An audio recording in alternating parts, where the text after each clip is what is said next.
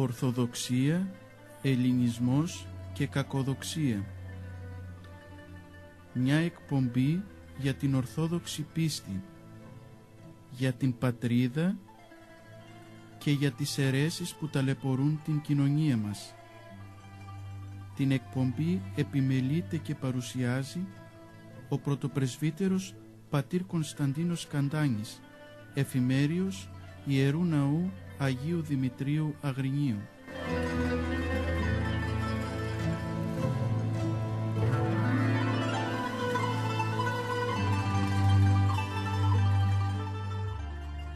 Αγαπητοί ακροατές, χαίρετε. Πάλι μαζί και σήμερα στην εκπομπή Ορθοδοξία, Ελληνισμός και Κακοδοξία. Μιλήσαμε στην περασμένη εκπομπή για το Άγιο Πνεύμα. Αναφέραμε ότι δεν είναι μόνο μια δύναμη, μια ενέργεια του Θεού, αλλά είναι αληθινός Θεός, Θεός εκ Θεού, ομοούσιος το Πατρί και το Υιό. Δεν γεννάται το Άγιο Πνεύμα από τον Πατέρα όπως ο Υιός, αλλά εκπορεύεται εκ του Πατρός και πέμπεται δια του Υιού. Είναι το τρίτο πρόσωπο της Αγίας Τριάδος, το οποίο συμμετείχε σε ό,τι και αν συνέβη επάνω στη γη και πριν τη δημιουργία της γης, συμμετείχε στη δημιουργία του κόσμου. Είναι αυτό που από την ημέρα της Πεντηκοστής ζωογονεί την Εκκλησία. Είναι αυτό που χαρίζει εκείνες τις καταστάσεις και τη δωρεά της Θείας Χάριτος, ώστε να αγιάζεται, να θεώνεται ο άνθρωπος και δημιουργεί, όπως είχαμε αναφέρει στην προηγούμενη εκπομπή, μέσα στην καρδιά του πιστού την κλίση, τη δικαίωση και την αναγέννηση. Και έτσι οδηγείται ο άνθρωπος στη Θεία Δόξα. Είναι αυτό λοιπόν που συντηρεί την Εκκλησία. Σήμερα με την ευλογία του Θεού θα πούμε τι είναι η Εκκλησία. Είναι βασικό να κάνουμε μια αναφορά σε μια παραβολή που ο ίδιος ο Κύριος έκανε για να προσεγγίσουμε καλύτερα το τι είναι αυτό που λέμε Εκκλησία. Ο Κύριος μίλησε πολλές φορές με παραβολές. Μια από την παραβολή ήταν αυτή του καλού Σαμαρίτου, την οποία γνωρίζουμε σχεδόν όλη από την παιδική μας ηλικία. Κάποιος νομικός, μας είπε ο Κύριος, πιθανότητα Φαρισαίος, πλησίασε τον Κύριο και θέλοντας να τον φέρει σε δύσκολη θέση τον ρώτησε: «Δάσκαλε, τι να κάνω για να κληρονομήσω την αιώνια ζωή?» Ο Ιησούς τον παρέπεμψε στον νόμο που μελετούσε. Ο νομικός, θέλοντας να πειράξει περισσότερο τον Κύριο, τον ρώτησε: «Ποιος είναι ο πλησίον?» Ο παντογνώστης Υιός του Θεού του απάντησε με την εξής παραβολή.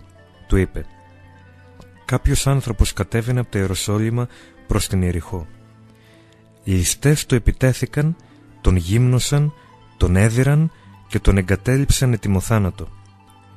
Πέρασε από το συγκεκριμένο σημείο πρώτα ένας ιερέας και αργότερα ένας Λεβίτης. Όμως και οι δύο τον εγκατέλειψαν. Πέρασε και ένας Σαμαρίτης. Αν και αντίπαλος των Εβραίων, τον εσπλαχνίστηκε. Έδεσε τα τραύματά του, ξέπλυνε τις πληγές του με κρασί και λάδι και τον οδήγησε σε πανδοχείο. Μάλιστα άφησε και 2 δινάρια για τη φροντίδα του». Με αυτή την παραβολή ο Κύριος αποκαλύπτει ένα μεγάλο μυστήριο, ένα μεγάλο τεράστιο δώρο προς τον άνθρωπο. Ο Σαμαρίτης συμβολίζει τον Χριστό. Ο τραυματισμένος συμβολίζει τον άνθρωπο, το χτυπημένο από τα πάθη, το διάβολο και το θάνατο. Το πανδοχείο συμβολίζει την Εκκλησία που σώζει.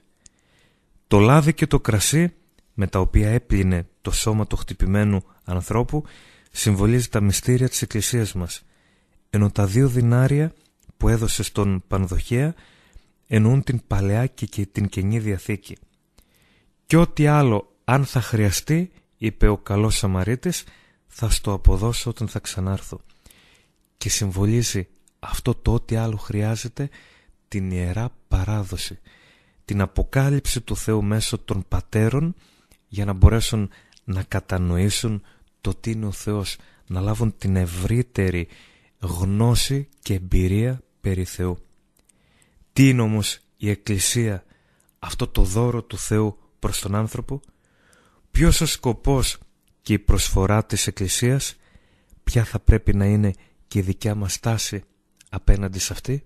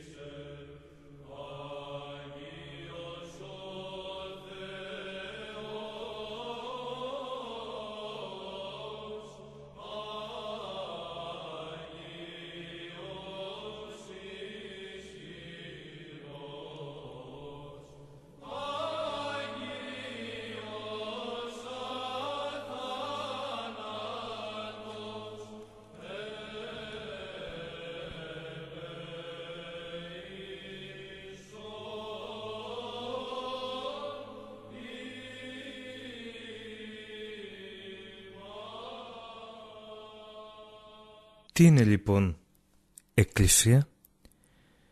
Στο ερώτημά μας η απάντηση δεν είναι καθόλου απλή. Καμιά Οικουμενική Σύνοδο δεν διατύπωσε ορισμό.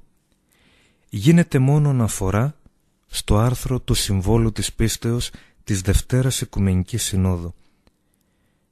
Η αναφορά είναι η εξής: εις μίαν Αγίαν Καθολικήν και Αποστολικήν Εκκλησίαν.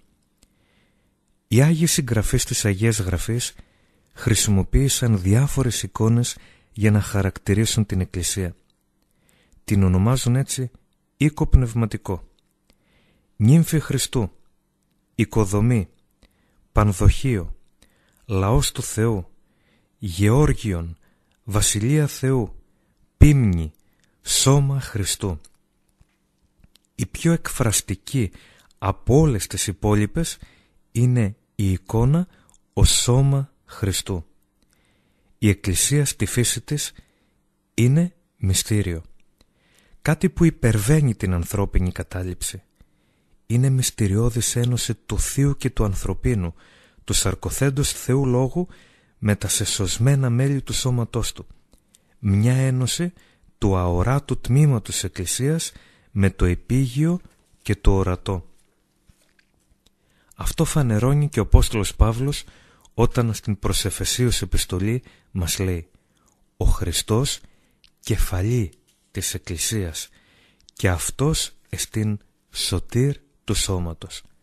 Με αυτή την εικόνα ο Απόστολος των Εθνών καταδεικνύει το στενό σύνδεσμο μεταξύ Χριστού και πιστών. Όπως το σώμα δεν υπάρχει χωρίς το κεφάλι, έτσι ακριβώς και οι πιστοί ως σώμα δεν υπάρχουν άνευ Χριστού.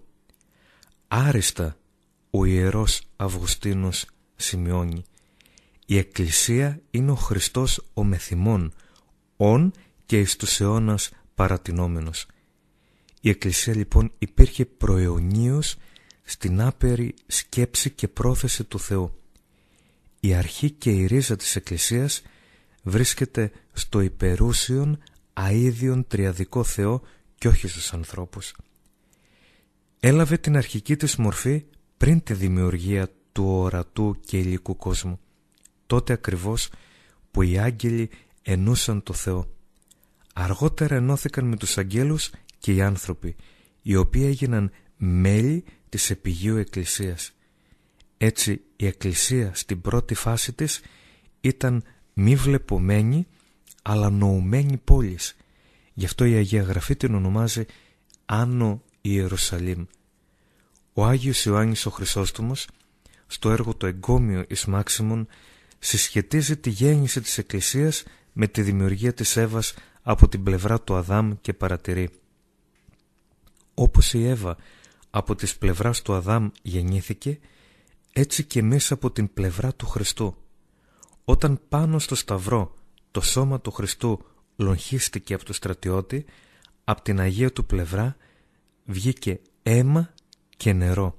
Διαβάζουμε στο κατά Ιωάννη Ευαγγέλιο, στο 19ο κεφάλαιο, στον 34ο στίχο. Αυτά τα δύο στοιχεία, το αίμα και το νερό, συνέστησαν την Εκκλησία. Με το νερό του βαπτίσματος γινόμαστε μέλη του σώματος του Χριστού, ενώ με τη Θεία Κοινωνία αναμειγνύεται ο Χριστός με εμάς και μας κάνει δικό του σώμα, όπως χαρακτηριστικά λέει ο Άγιος Ιωάννης ο Χρυσόστομος. Ιστορικά, ως γενέθλια ημέρα της Εκκλησίας χαρακτηρίζεται η Πεντηκοστή, όταν ο Παράκλητος, το Πνεύμα του Άγιον, επεφύτησε στους Αγίους Αποστόλους.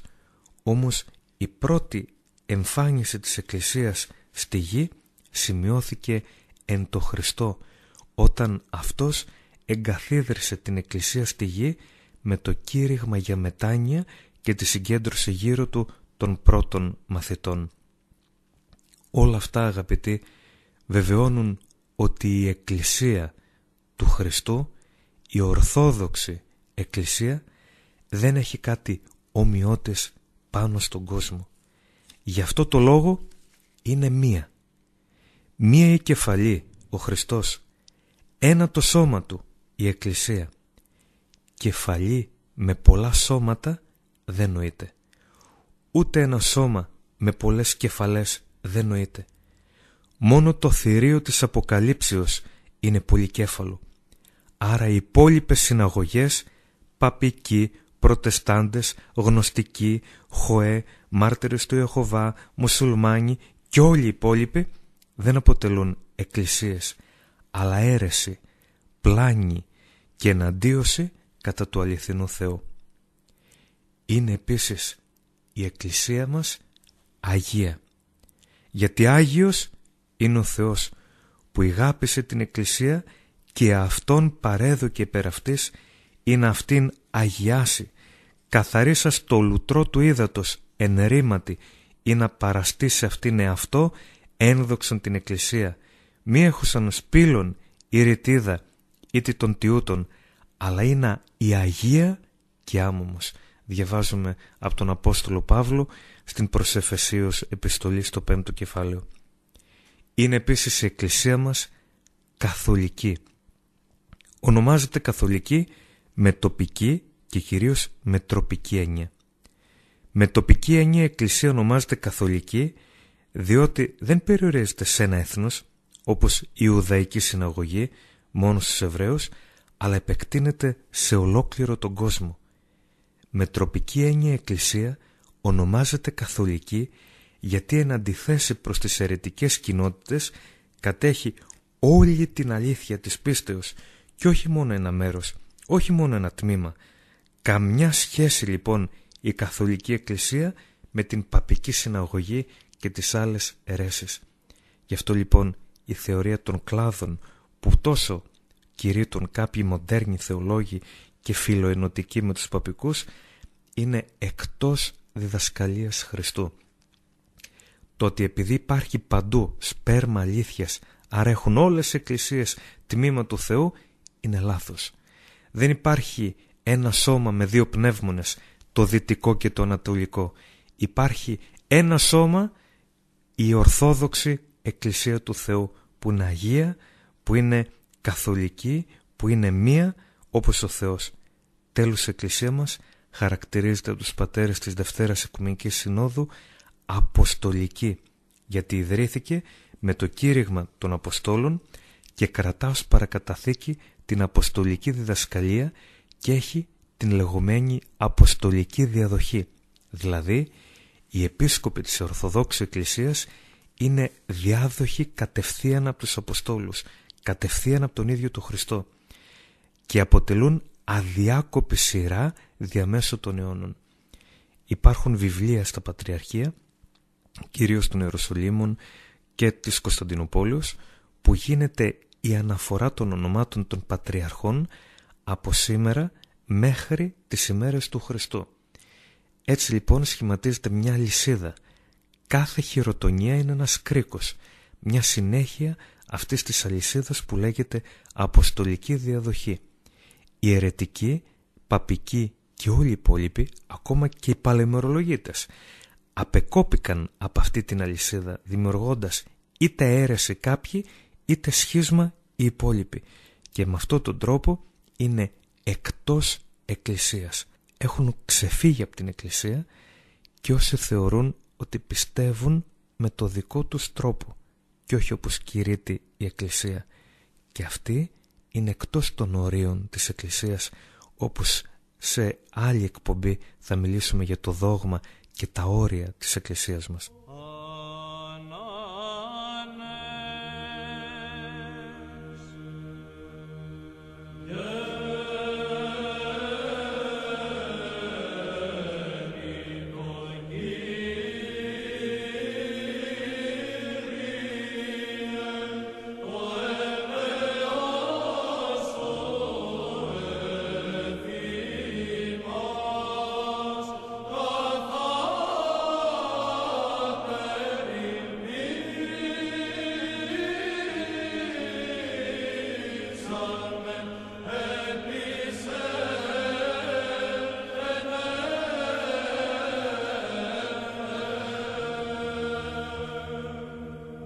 Αγαλιάστε δίκαιοι εν Κυρίω, της ευθέση πρέπει εν εσείς, γέννητο Κύριε,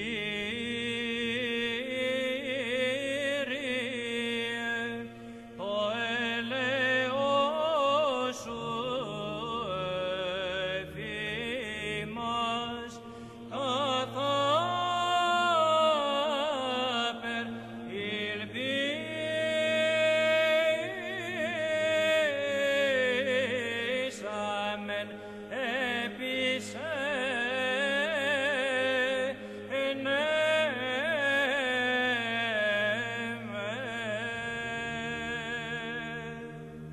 εξομολογήστε τον Κύριο εν κιθάραν, εν ψαλτηρίο δεκακόρδον, ψαλάτε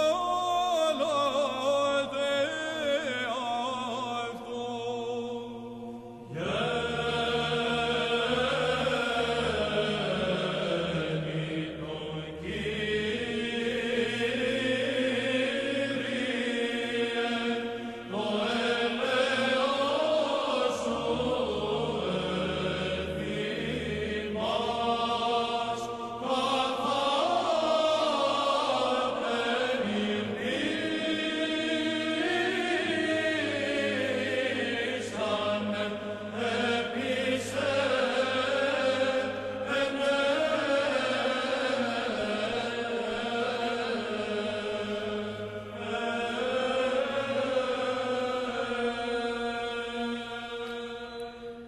Ποιος ο σκοπός και η προσφορά της Εκκλησίας?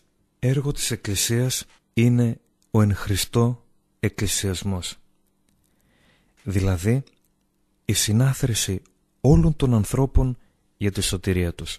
Με την Εκκλησία καλεί ο Χριστός όλους τους ανθρώπους να πολιτογραφηθούν δια του Αγίου Βαπτίσματος. Το Άγιο Πνεύμα ανακαινίζει το αμαυρωμένο από την αμαρτία κατ' εικόνα και ομοίωση του ανθρώπου και τον οδηγεί στη μεταμόρφωσή του. Σε κάθε Θεία Λειτουργία, όταν φτάνουμε στη στιγμή της μεταβολής των τιμίων δώρων, ζούμε την προσωπική μας μεταμόρφωση. Όταν ο ιερέας λέει τα σά εκ των σών και γονατίζουμε, ακριβώς τότε διαπράτεται ένα διπλό θαύμα.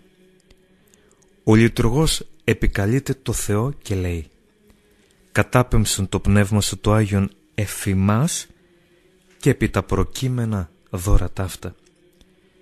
Πριν το Άγιο Πνεύμα παρέμβει και μεταβάλει το ψωμί και το κρασί σε σώμα και αίμα Χριστού, έρχεται εφημάς.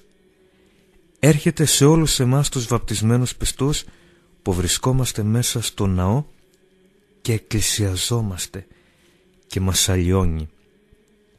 Αλλοιώνει τα μάτια μας και όλο το σώμα μας, για να μην πάθουμε ότι έπαθαν οι 3 μαθητές στο όρος Θαβόρ κατά τη μεταμόρφωση του Κυρίου. Τότε το πρόσωπό του έλαμψε ως το φως.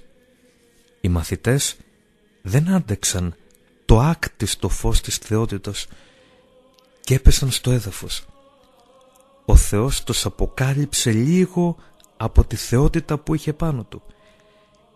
Για το λόγο αυτό, στη Θεία Λειτουργία ο Θεός έρχεται και αλλοιώνει εμάς.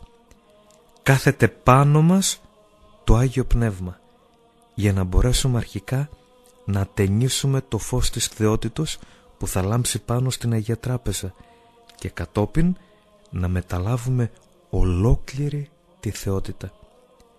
Σε κάθε Θεία Λειτουργία μεταμορφωνόμαστε, με κάθε Θεία Μετάληψη αναμειγνύουμε τον εαυτό μας με τον Χριστό και γινόμαστε κατά χάριν Θεοί. Όλη αυτή η πνευματική κατάσταση, αν την προσέξουμε, μας οδηγεί στη θέωση, στην κατάργηση του προπατορικού αμαρτήματος και στον αγιασμό.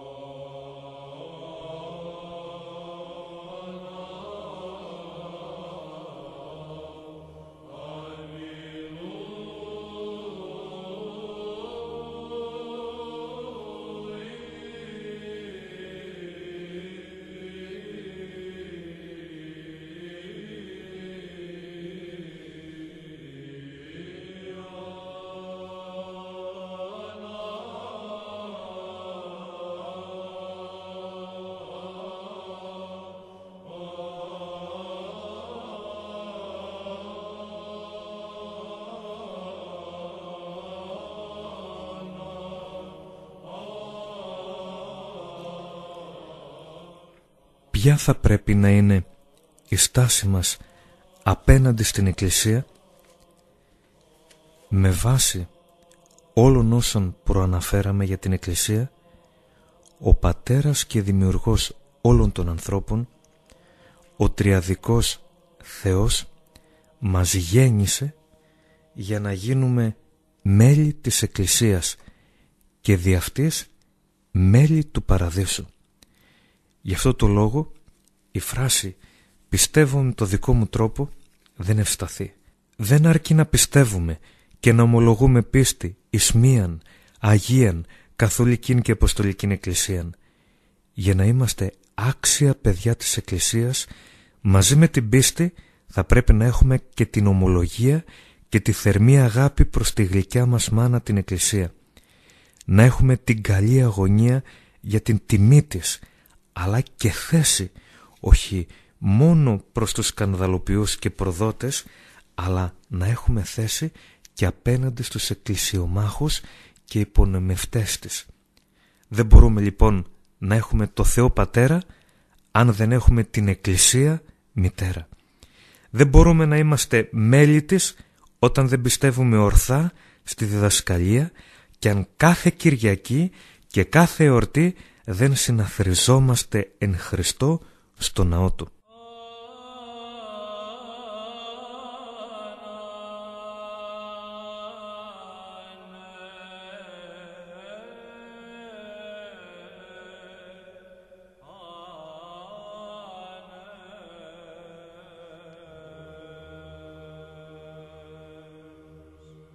Τα χερουβί μυστικώς εικονίζοντες και τη ζωοποιότριά την ομίσαν Ιωνίνων προσάδοντες, πάσαν ημιωτικήν αποφόμεθα μέρηνα.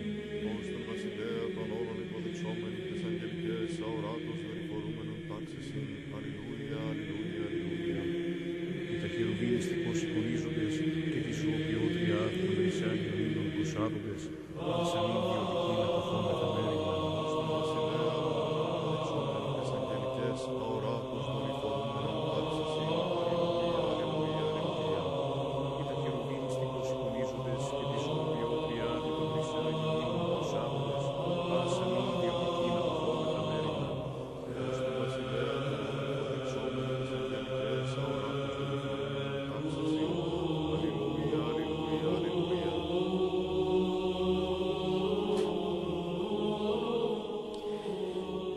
Στην Αγία Γραφή ο ίδιος ο Θεός έδωσε την εντολή για να εκκλησιάζονται οι πιστοί.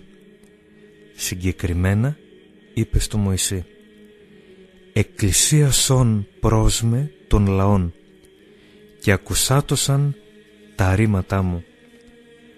Και ο λαός συναθρίστηκε γύρω του. Και διαβάζουμε στο Δευτερονόμιο στο 4ο κεφάλαιο στο στίχο 10, αλλά και στο βιβλίο της Εξόδου. «Και εξήγαγε Μωυσής των λαών η συνάντηση του Θεού εκ της παρεμβολής και παρέστησαν υπό το όρος. Το όρος το Σινά εκαπνίζεται όλων δια το καταβεβικένε επ' αυτό των Θεών εν πυρή». Η συνάθρεση λοιπόν στην Εκκλησία είναι εντολή του Θεού. Δεν μας καλεί ο ιερέας για να μας πάρει τα χρήματα στο παγκάρι. Είναι εντολή του Θεού για να μπορέσει ο ίδιος ο Θεός να κατέβει, να μιλήσει, και έχει επιλέξει σημεία της αποκαλύψεως του.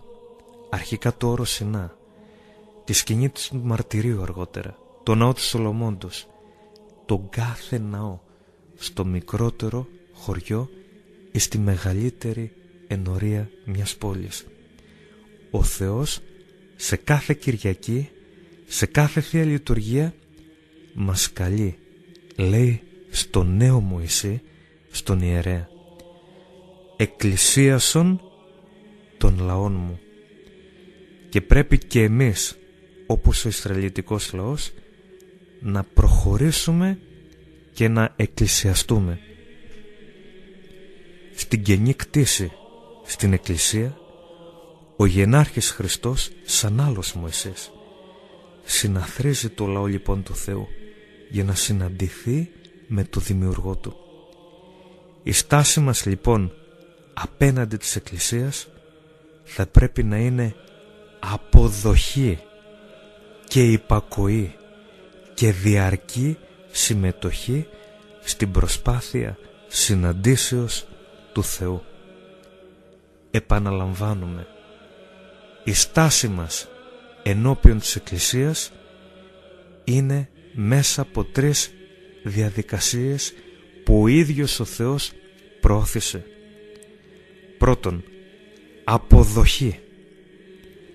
Δεύτερον, υπακοή. Και τρίτον, διαρκή συμμετοχή στην προσπάθεια συναντήσεως του Θεού. Μια συνάντηση που μακάρι όλοι μας να αποκτήσουμε.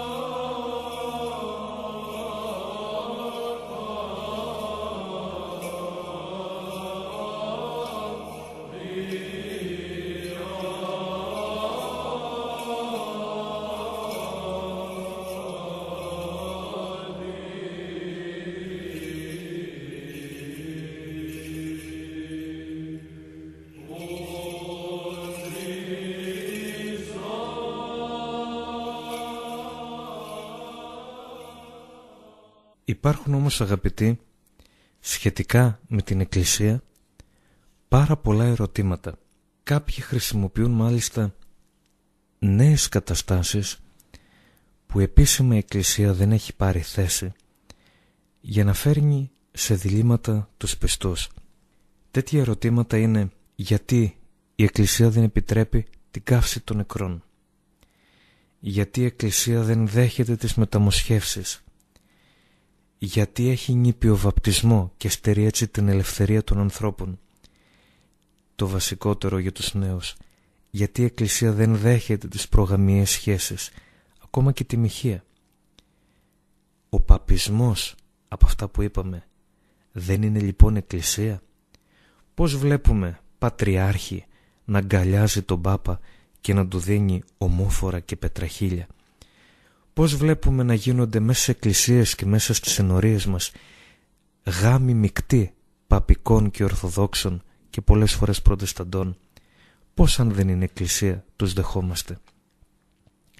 Πολύ πολύ σύντομα θα πούμε τα εξής πάνω σε αυτά τα ερωτήματα, γιατί το κάθε από αυτά τα ερωτήματα αποτελούν ένα ξεχωριστό θέμα. Σχετικά με την καύση των νεκρών, εμφανίστηκαν το τελευταίο διάστημα, τα τελευταία χρόνια, προοδευτικοί, οι οποίοι ζητούν να καταργηθεί η ταφή των νεκρών και να θεσπιστεί η καύση των νεκρών.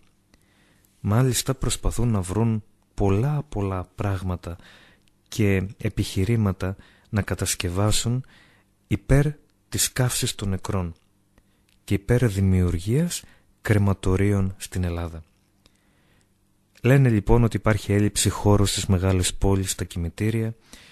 Θεωρούν ότι υπάρχουν μικρόβια και τοξικά δηλητήρια από το σώμα των νεκρών και πολλά άλλα. Λέτε και αν τη μόλυνση του περιβάλλοντος την έχουν δημιουργήσει τα νεκρά σώματα. Δυστυχώς κινδυνεύουμε όχι από τα μικρόβια των νεκρών, αλλά από μικρόβια που δημιουργούν οι ζωντανοί. Η Εκκλησία δεν μπορεί να δεχθεί τα μέλη της ή να υιοθετήσει την αποτέφρωση σωμάτων, επειδή σέβεται το ανθρώπινο σώμα, το οποίο το θεωρεί ναό του Αγίου Πνεύματος. Αλλά υπάρχουν και άλλοι λόγοι, όπως το υλικό σώμα του ανθρώπου πρέπει να επιστρέψει στη γη από όπου και ελήφθη σύμφωνα με το Λόγο του Θεού. Όταν ενταφιάζουμε τον άνθρωπό μας, ρίχνουμε το χώμα όχι με την ευχή να είναι μαλακό το χώμα που θα πέσει πάνω σου και να μην σε πλακώνει, αλλά λέει ο ιερέας εκείνη τη στιγμή μια φράση: «Γη και εις γη να πελεύσει». Χώμα είσαι, άνθρωπε, σώμα, ύλη, και στο χώμα ξαναγυρνάς και μένει μόνο η ψυχή. Και αναφέρεται η Εκκλησία στο προσδοκό Ανάσταση νεκρών, στην Ανάσταση αυτού που μόνο πέθανε, δηλαδή του σώματος που κυδεύτηκε, του χώματος που επιστρέφηκε πάλι στη γη. Ενώ η ψυχή ως πνοή Θεού είναι αιώνια. Θα αναστηθεί όμως και το σώμα. Στην Παλαιά Διαθήκη ο μη ενταφιασμός θεωρούταν τιμωρία και εκδίκηση. Αυτό υπήρχε ακόμα και στους αρχαίους Έλληνες που ήταν ειδωλολάτρες.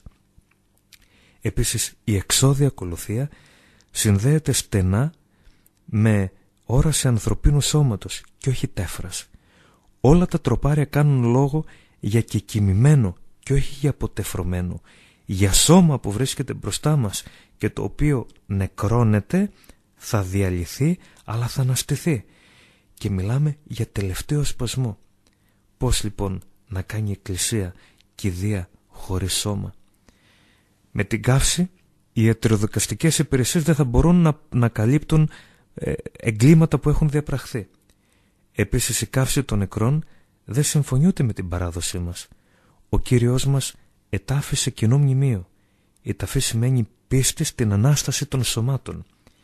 Η καύση πάλι των νεκρών θα στερούσε από τους χριστιανούς τη θαυματουργική ενέργεια των Αγίων Λειψάνων. Πόσα λείψανα Αγίων έχουν διατηρηθεί με την ταφή? Η καθιέρωση των Ιερών Ναών γίνεται με την τοποθέτηση στην Αγία Τράπεζα Ιερών Λειψάνων Αγίων. Την ύπαρξη αυτών εγγυάται μόνο η ταφή των σωμάτων και όχι η καύση αυτών.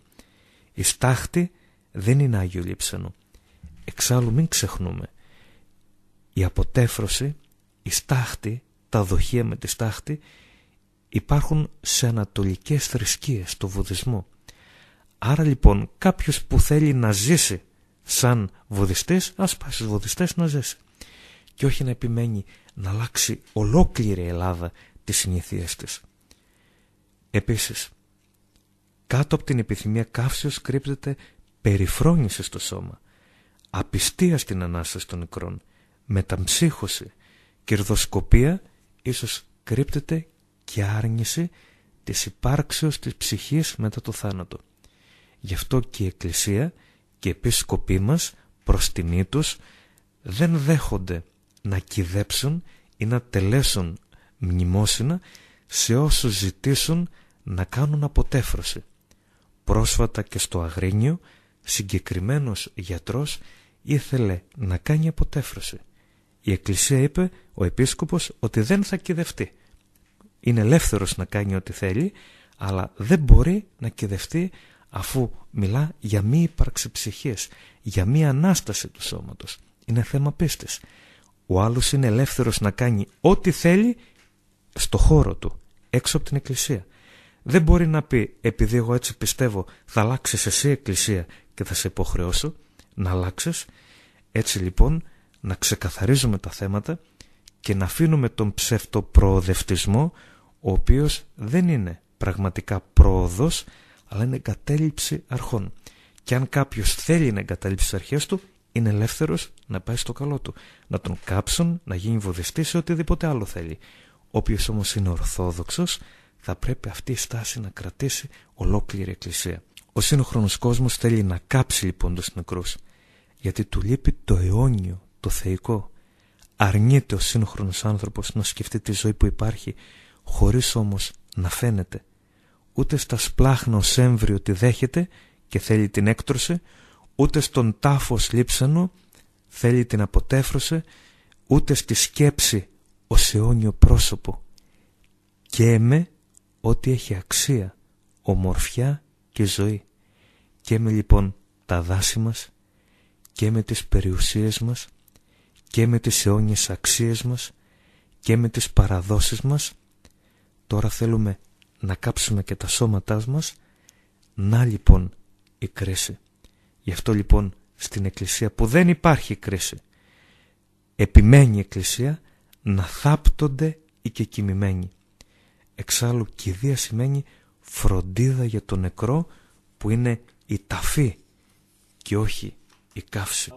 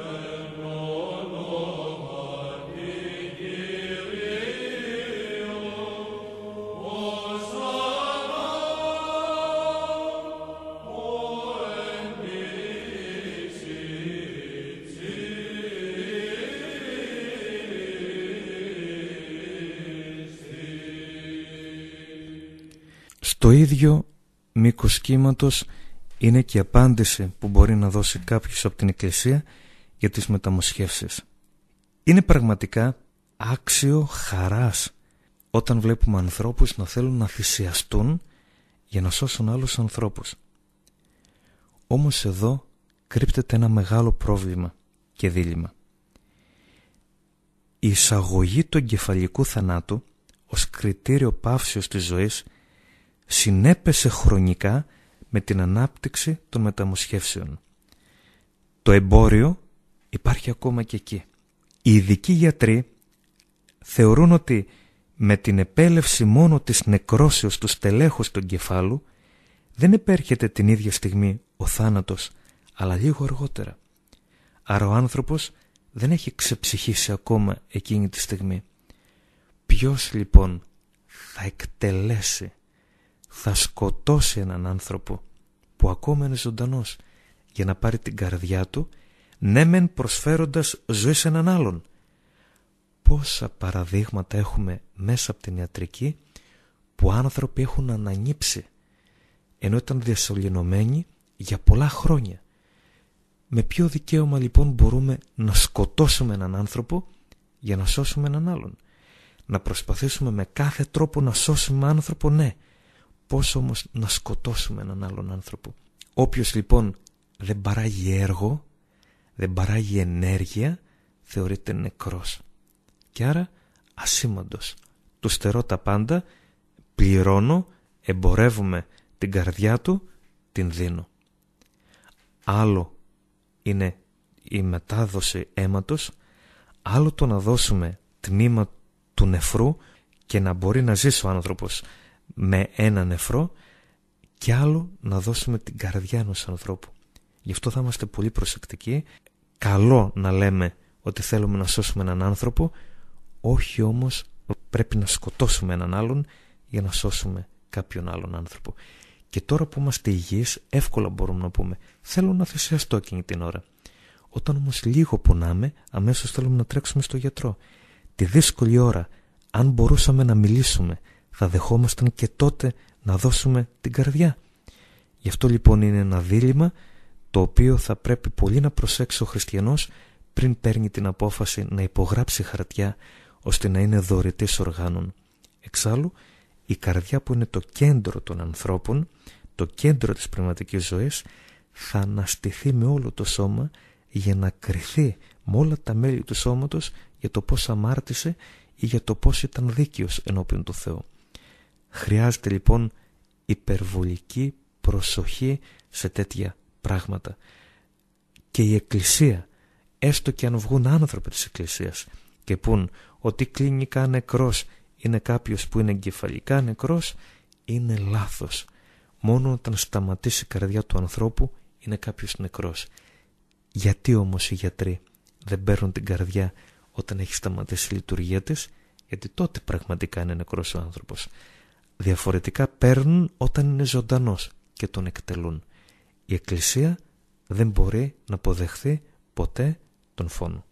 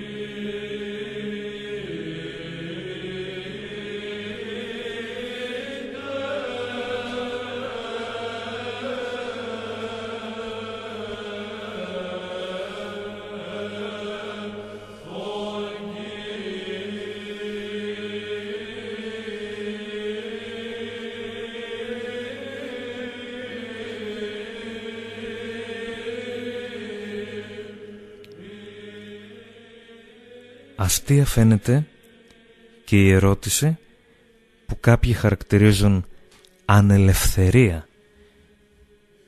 και υποβάθμιση της ελευθερίας τους, τον νήπιο βαπτισμό. Δεν με ρώτησε κανένας αν θέλω να γίνω χριστιανός, είπε. Το απαντάμε. Σε ρώτησε μήπως όταν ήσουν νήπιο αν θες να κάνεις εμβόλιο ή όχι? Σε ρώτησε κανένας αν θέλει να σε εγγράψει στο σχολείο ή όχι? Χρησιμοποιεί ο πατέρας, η μητέρα, ο κηδεμόνας τη βούλησή του για να εκφράσει ό,τι καλύτερο μπορεί στο παιδί του. Υπάρχουν μάλιστα νόμοι μέσα στο κράτος για να περιφρουρήσουν τα νήπια από καταστάσεις άναρχες και έξω της λογικής κάποιων γονέων, και τότε στερούν τα παιδιά αυτά από εκείνη την οικογένεια και τα παραδίδουν αλλού ή σε ιδρύματα για να σωθούν τα παιδιά. Μήπως επίσης κάνει κάποιος διαμαρτυρία γιατί κάποιες φορές οι γονείς του τον έλουσαν ή γιατί του έδωσαν συγκεκριμένο φάρμακο? Πάντοτε λοιπόν μένουμε στην κρίση των γονέων, και όταν κάποιος μεγαλώσει και δεν θέλει την πίστη του, είναι ελεύθερος να θρησκεύει ή όχι. Δεν είδαμε πουθενά κάποιον να τον περιορίζει η οικογένεια όταν μεγαλώνει οπωσδήποτε να πηγαίνει στην εκκλησία. Έχουμε δει βέβαια τα αντίθετα. Παιδιά να κοροϊδεύουν τις μητέρες, τους πατεράδες, σύζυγοι αμφότερων των φίλων να κοροϊδεύουν τους άλλους επειδή θέλουν να θρησκέψουν, και μάλιστα να τους απαγορεύουν ακόμα και την νηστεία ή την προσέλευση στην εκκλησία. Άρα λοιπόν δεν υπάρχει στέρηση ελευθερίας από την εκκλησία. Αντίθετα, στερούνται την ελευθερία κάποιες ψυχές για να μην πλησιάζουν στην εκκλησία.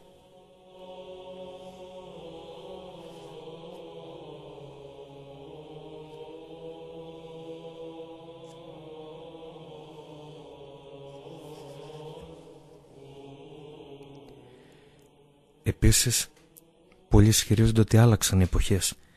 Πρέπει η Εκκλησία να έρθει πιο κοντά στον άνθρωπο, να έρθει πιο κοντά στους νέους και να αφήσει μια ελευθερία πλέον στις πρώτου γάμου σχέσεις, ακόμα και στη μοιχεία μέσα στην οικογένεια.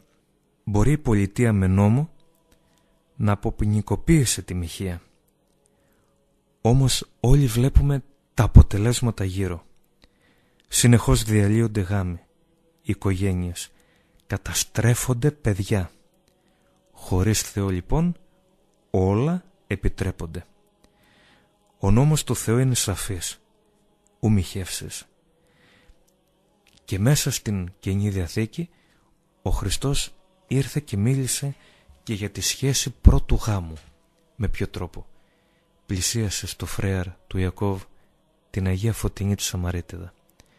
Τη ζήτησε νερό, έπιασε διάλογο, και όταν εκείνη είπε «Προφήτης είσαι, Κύριε», της λέει «Πήγαινε φώναξε και τον άντρα σου να έρθει». Η Αγία Φωτεινή ντράπηκε και απαντά «Άνδρα ουκ έχω, δεν είμαι παντρεμένη, δεν έχω άνδρα, Κύριε». Και ο παντογνώστης Κύριος της είπε «Ούτε αυτός που έχεις είναι άνδρα σου, ούτε οι 5 που είχες. Και από τότε ακολούθησε το Χριστό και έγινε εις Απόστολος και έγινε η Αγία Φωτεινή, η Σαμαρίτιδα. Άρα λοιπόν ο ίδιος ο Χριστός μας έδωσε την εντολή και όχι κάποιος επίσκοπος, κάποιος ιερέας, ότι δεν αποδέχεται την πρώτου γάμου συμβίωση ή πρώτου γάμου σχέση, γιατί είναι αμαρτία. Και γι' αυτό το λόγο το πρώτο θαύμα που έκανε πάνω στη γη ο Χριστός ήταν ο γάμος, για να φέρει την πραγματική ηθική, να ανεβάσει τη γυναίκα, ότι δεν είναι ένα αντικείμενο ειδονής, αλλά είναι ένα πρόσωπο μέσα από την κοινωνία της οποίας και ο άνδρας ολοκληρώνεται και οι δύο μαζί δίνονται στο Θεό, μαζί με την οικογένειά τους.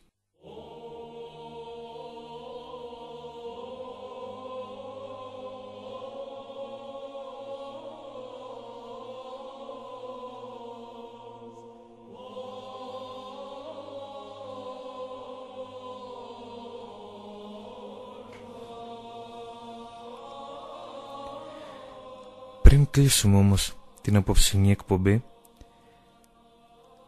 χωρίς να θέλω να φέρω σε δύσκολη θέση κάποιους ψηλά ισταμένους μες στην Εκκλησία, θα πρέπει να απαντήσουμε και σε αυτή την ερώτηση, αν η Εκκλησία, η Καθολική, όπως κάποιοι την λένε, η Παπική δηλαδή, είναι Εκκλησία ή όχι. Ήδη αναφέραμε ότι η Εκκλησία είναι μία. Δεν υπάρχει ένα σώμα με πολλά κεφάλια. Δεν υπάρχει ένα σώμα που είναι Εκκλησία και έχει 2 πνεύμονες, την Ανατολική και τη Δυτική, όπως λένε ακόμα και μέσα από το Πατριαρχείο Κωνσταντινούπολεως. Ο παπισμός είναι μια αίρεση. Η Εκκλησία του Χριστού κατά την πρώτη χιλιετία του ιστορικού της βίου διατήρησε την ενότητά της σε Ανατολή και Δύση, παρόλους τους κλειδονισμούς που υπήρχαν, κυρίως επειδή αλλιώς αντιλαμβανόταν στη Δύση την γλώσσα και το πνεύμα και αλλιώς την Ανατολή. Η απόσχεση της Δυτικής Χριστιανοσύνης από τον κορμό της μίας Αγίας Καθολικής και Αποστολικής Εκκλησίας άρχισε από τον Ιερό Φώτιο, περίπου από το 800 και μετά. Οριστικοποιήθηκε όμως το 1054. Δεν προήλθε από διοικητικές, εθιμικές διαφοροποίησεις, αλλά από βαθιά αλλίωση του εκκλησιαστικού βιώματος. Η απόρριψη της Ορθοδοξίας από τον παπισμό δημιούργησε ένα διαφορετικό χριστιανισμό ξένο προς τη θεολογία του Ευαγγελίου και των πατέρων της Εκκλησίας μας. Έτσι λοιπόν έχουν πολλές αιρετικές δοξασίες, όπως πολύ σύντομα λέμε, παπικό πρωτείο εξουσίας και λάθητο. Δέχεται τον εκάστοτε επίσκοπο Ρώμης ως αντιπρόσωπο του Χριστού, ποιμένα ολόκληρης Εκκλησίας. Δέχεται ότι ο εκάστοτε Πάπας είναι αλάθητος και δεν μπορεί να υπάρξει Οικουμενική Σύνοδος αν δεν επικυρωθεί από τον Πάπα ως διάδοχο του Αποστόλου Πέτρου. Αλάθητο όμως δεν είχε ο Πέτρος. Ας θυμηθούμε την πρώτη Αποστολική Σύνοδο, το 49 μετά Χριστόν. Απόσταση μεταξύ Πέτρου και Παύλου για το πώς θα δέχεται η Εκκλησία τους νέους που έρχονται να βαφτιστούν. Ο Πέτρος έλεγε πρέπει να κάνουν όλοι τους περιτομή, όπως οι Εβραίοι. Ο Παύλος έλεγε γιατί ο Έλληνας ή ο Ρωμαίος να κάνει περιτομή, να κάνει μόνο βάπτισμα, και υπερίσχυσε η άποψη του Παύλου. Άρα ο Πέτρος δεν ήταν αλάθητος, έστω και αν ήταν ο απόλυτος διάδοχος του Πέτρου λοιπόν ο Πάπας, δεν θα μπορούσε να είναι αλάθητος αφού το Πέτρος ήταν αλάθητος. Και υπήρξε Εκκλησία, Σύνοδος των Αποστόλων του 49 μετά Χριστόν στα Ιεροσόλυμα, που δεν δέχτηκε την άποψη του Πέτρου. Άρα λοιπόν μη μένουμε τόσο εύκολα σε κάποια επιφανειακά πράγματα. Το αλάθητο δεν ανήκει σε έναν άνθρωπο, αλλά σε ολόκληρο το σώμα της Εκκλησίας και εκφράζεται με αποφάσεις των Οικουμενικών Συνόδων, εφόσον αυτές γίνονται αποδεκτές από την συνείδηση του λαού του Θεού και από την Εκκλησία ολόκληρη. Δεν πρόκειται λοιπόν μια απλή νοθεία του κλειστικού ήθους, αλλά για ουσιαστικότερη διαστροφή που γνώρισε ο χριστιανισμός στην ιστορική του πορεία. Δεύτερον, το φιλιόκβε. ότι εκπορεύεται το Άγιο Πνεύμα και εκ του Υιού. Αυτό είναι μια αίρεση που δηλώνει μια διαρχία στην Αγία Τριάδα. Πατήρ και Υιός πιο δυνατή μέσα στη θεότητα, Άγιο Πνεύμα πιο μικρότερο, κατώτερος Θεός. Άρα λοιπόν πολύ θα πρέπει να προσέχουμε. Τρίτον, οι κτιστές ενέργειες του Θεού. Μια από τις μεγαλύτερες πλάνες του παπισμού είναι ότι ταυτίζει την άκτιστη ουσία του Θεού με τις άκτιστες ενέργειές του. Αποδίδει στο Θεό κτιστές ενέργειες. Όμως κτιστές ενέργειες έχουν μόνο τα κτίσματα και όχι ο άκτιστος Θεός. Άρα ο Θεός είναι κτίσμα, είναι άνθρωπος. Στην Ορθόδοξη θεολογία γίνεται διάκριση της ακτίστου ουσίας του Θεού από τις άκτιστες ενέργειές του, από τον Άγιο Γρηγόριο τον Παλαμά. Ο πιστός κοινωνεί με το Θεό μέσω των ακτίστων θεοενεργειών. Γίνεται κοινωνός Θείας φύσεως. Αν η Θεία Χάρις είναι πραγματικά κτιστή, τότε ο άνθρωπος δεν φτάνει στον αγιασμό, δεν θεώνεται, δεν μπορεί να γίνει Θεός. Άρα λοιπόν απόλυτη αίρεση. Ο παποκυσαρισμός, όρος αυτός, προσπαθεί να δείξει ότι ο Πάπας έχει κρατική εξουσία. Και αντί λοιπόν όλοι οι πανέξυπνοι προοδευτικοί εδώ της πατρίδας μας να τα βάλουν με τον Πάπα, έρχονται και λένε γιατί η Εκκλησία ανακατεύεται με την πολιτική, ενώ για την Ρώμη, για τον παπισμό, για τους παπικούς που βρίσκονται στην Ελλάδα, για αυτό το πνεύμα δεν μιλάει κανένας. Που έχουν τράπεζες, που έχουν πρεσβείες, που έχουν φρουρές, πηγαίνουν όλοι και βάζουν μετάνοιες στον Πάπα.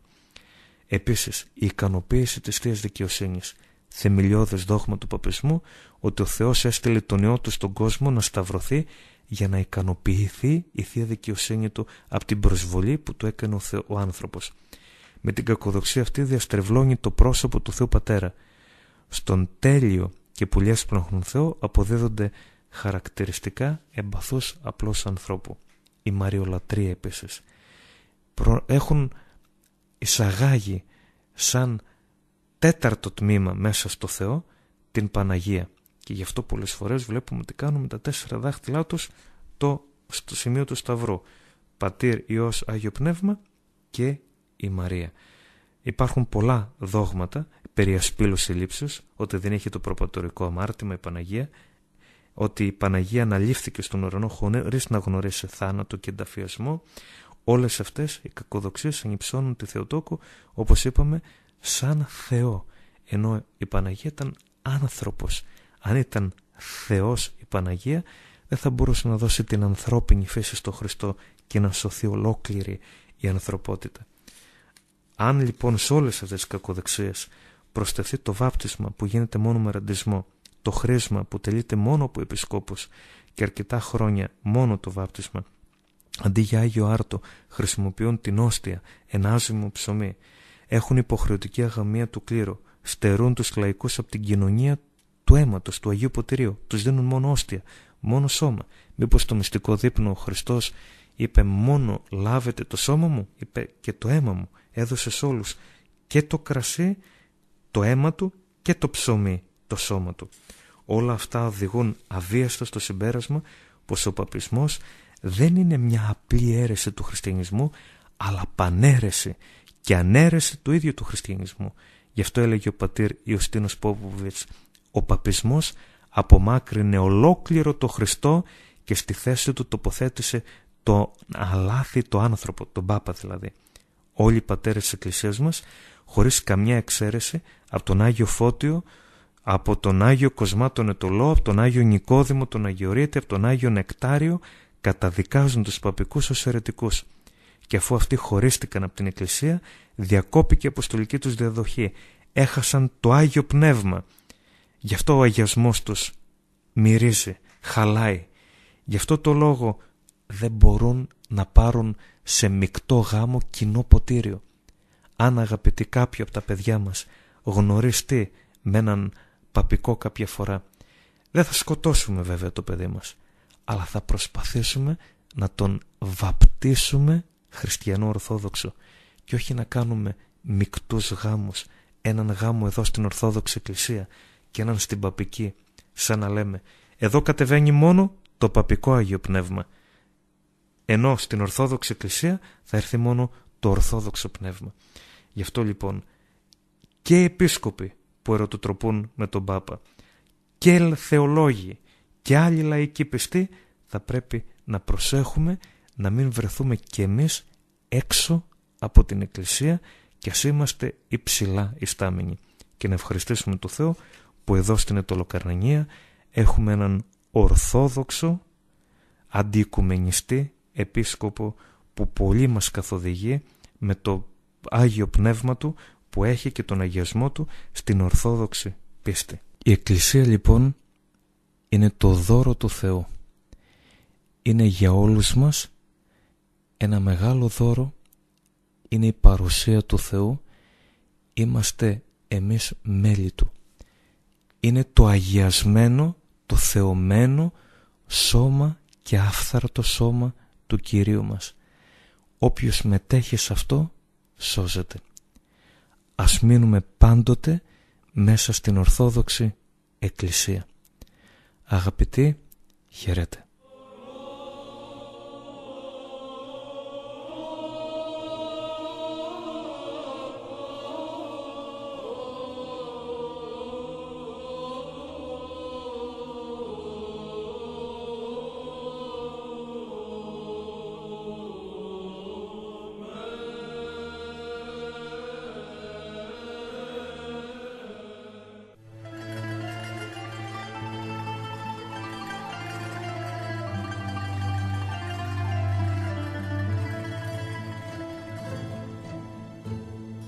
Ορθοδοξία, Ελληνισμός και Κακοδοξία. Μια εκπομπή για την Ορθόδοξη πίστη, για την πατρίδα και για τις αιρέσεις που ταλαιπωρούν την κοινωνία μας.